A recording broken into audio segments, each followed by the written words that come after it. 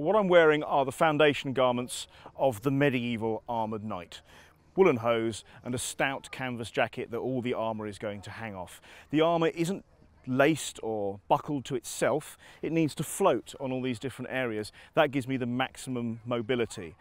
So all of these little points, these laces, will each have a piece of armour added to it. And the whole thing will make me incredibly mobile and not encumbered in any way. There's no point in being a soldier and wearing equipment that doesn't make you better than the ordinary man.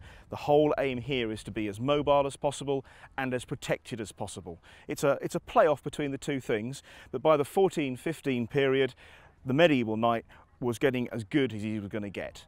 First of all over his body, a foundation of mail. Little iron links riveted together, exquisitely tailored to cover his entire body, and that would form the foundation garments of most things. Then we get on to the plate armour itself. By the start of the 15th century, we've dispensed with big wooden shields because you don't need that. You're covered in steel. So your armour is now so good, that's what you'll be using.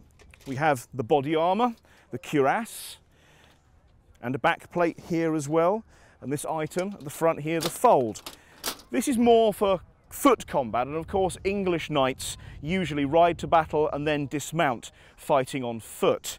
But this could be worn on horseback as well.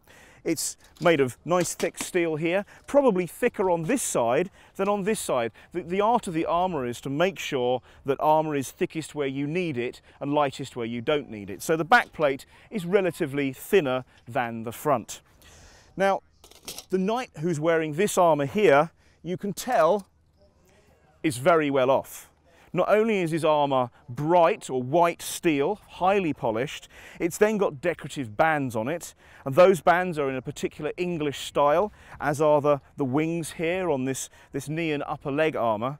But also, if you've got that decoration and you've got the money, then you need to be adding gold to it as well. All of this is based on a funeral effigy of a knight who died in 1420, and we know that if you can afford a fine alabaster tomb, then the chances are all of these little bits, the buckles, the straps, they're all covered in gold.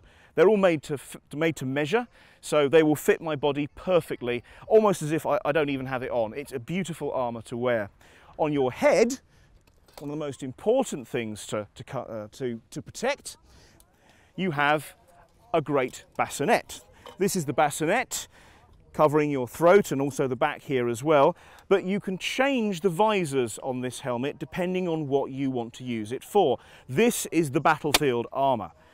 Good vision, ability to breathe, and also the little holes down the bottom here means you can see on the ground around you, especially vital if you're on a horse, because the enemy may be attacking all the way around you. It's very, very different to tournament armour. If you were jousting, you use the same sort of helmet, but you'd put this visor on. This is a jousting armour, so not something you'd want to wear on a battlefield. It restricts your vision, it restricts your ability to breathe, and you can't see around you. And of course, it's locked down as well, so you've got no ability to quickly whip up your visor and see what's going on. Finally, on your hands, so these Hourglass Gauntlets, because of that lovely hourglass shape they have to them, have separate fingers on them that allow very, very good movement. Great if you want to hold a sword, or even better, a poleaxe, because an axe or a beaked warhammer is the thing you want to get through here. Of course, everybody wants to see a knight with a sword, so here is a real sword, razor sharp. That's a surgical blade. That has the ability to slice off arms and legs, but mainly for unarmoured people. If I'm going for a knight in armour, I have to thrust that through the gaps created in the armour. There's very few gaps here, but that will go in. But to be quite honest, I wouldn't use this on the battlefield. I need a bigger and heavier and more concussive weapon to get through these plates. But in the hands of a right knight, you can see an armoured sword, and this is based on the one that Henry V had and hangs in Westminster Abbey. This would be a particularly lethal weapon. It's heavy, it's hot, it's tiring. However, when a man is opposite you trying to hit you and knock you to the floor, there's nothing else you'd want. It's difficult to put into words the protection level that you feel, or how protected you feel when you're wearing a full set of armour. Some of the blows that you'd see in Hollywood are quite easily turned by the armour, so it's very effective at what it does. If you are sat doing nothing, if you are stood around for long periods of time, the armour gets very heavy to wear. You notice it. When you're actually in combat, you don't notice it at all. It sounds silly, but it does become part of you.